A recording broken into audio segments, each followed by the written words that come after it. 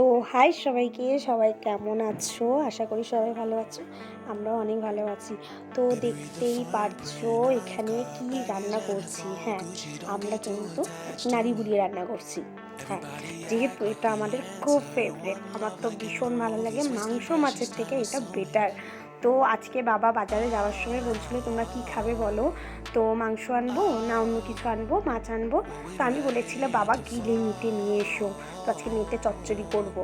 তো বাবা সেরকমই, যেরকম কথা সেরকমই কাজ, বাবা এনে দিয়েছিল। ওইদিকে আমার মা মানে শাশুড়ি মা পুরো ধুয়ে টুয়ে সব পরিষ্কার করে দিয়েছিল, আর এইদিকে আমি রান্না শুরু করে দিয়েছিলাম। যা খেতে লাগে না, সত্যি কথা বলতে মাংস মাছ সব কিন্তু ফেল, ঠিক আছে, এর কাছে আর কিচ্ছু চাই না। তো আমাদের তো ভীষণ ভালো লাগে, আর লোকে নাক ফিটকালেও আমাদের কিছু করার নেই, আমার তো ভীষণ ভালো লাগে।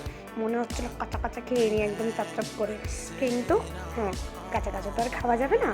তো সেই জন্য আমি এটাকে ভালো করে কষিয়ে নেবো। ওইদিকে যেখানে পেঁয়াজ পেঁয়াজ আর শুকনো লঙ্কা, তেজপাতা আর জিরে দিয়ে ভাজা করে নিচ্ছিলাম।